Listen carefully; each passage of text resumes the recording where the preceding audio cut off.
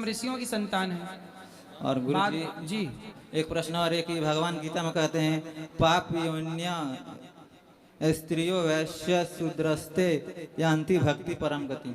तो स्त्री वैश्य शूद्र के पाप योनि है, पापियों ने मतलब भगवान कह रहे हैं कि स्त्री वैश्य और शूद्र ये पाप योनि है और भक्ति पाकर इनका गति हो जाती है।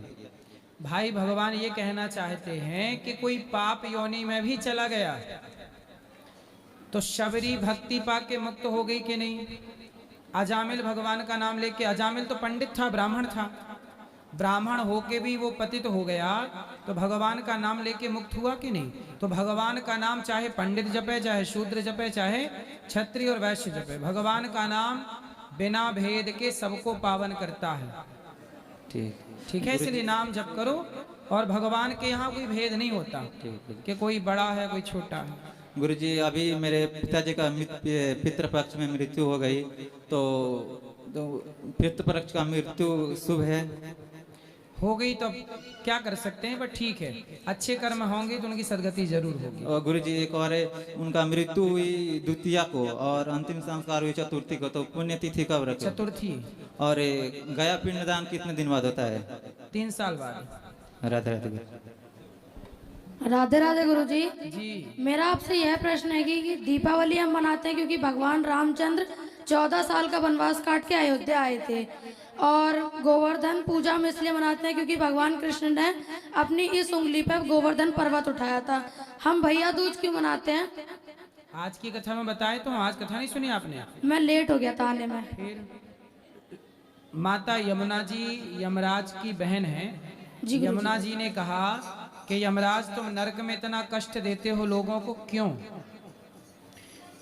तब यमराज जी ने, मैया यमुना जी ने कहा कि सबको मुक्त करो।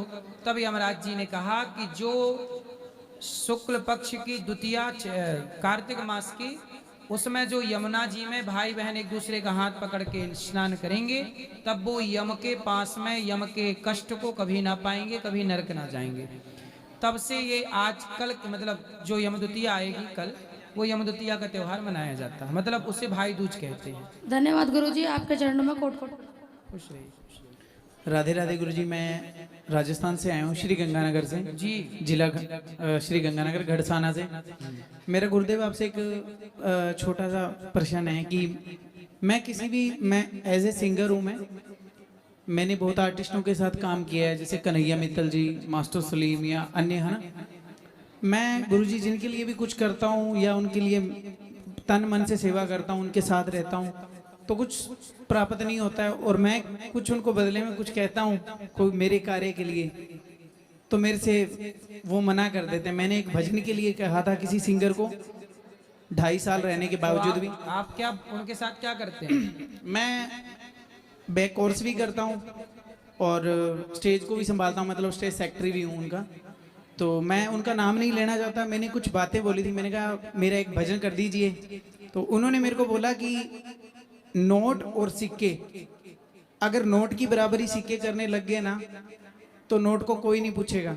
मैंने उसका उत्तर ये दे दिया था कि अगर नोट में एक अक्षर की मान्यता होती है, 500 में 5 की, 200 में 2 की और 100 में 1 की, अगर वो अक्षर हटा दिया जाए तो नोट की कोई वैल्यू नहीं रहती है। आप भी किसी टाइम कोई सिक्के थे, आज नोट बन गए, भगवान ने आपका हाथ पकड़ लिया, तो आप मेरी औकात याद करा रहे हो। तो बस अभी मैंने एक राम भजन किया था हमारे सनातन धर्म के लिए, हिंदू राष्ट्र के लिए, जो बागेश्वर धाम जी यात्रा कर रहे हैं स्वामी जी महाराज जी, तो वो मैंने लॉन्च किया था। लेकिन उसका भी मैं बहुत सिंगरों के पास गया प्रमोशन के लिए, भी मेरा कुछ आप कर दो, लेकिन उन्होंने किसी ने मेरा सहयोग नहीं किया, बोले कि हम नहीं कर सकते, अगर तू मार्केट में गाएगा तो हमारा क्या होगा, यही बात निकली है गुरुजी। नहीं तो आप गाओ, अच्छा है। तो बस ये दो भजन की लाइन सुना सकता हूँ गुरुजी? बिल्कुल सुनाओ सुनाओ।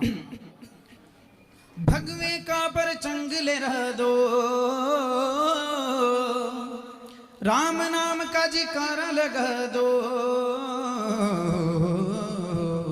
भगवे का पर चंग ले रह दो, राम नाम का जिकारा लगा दो, सारे जग में गूंजे नाम, जय श्री राम राम राम, जय श्री राम राम राम, जय श्री राम राम राम।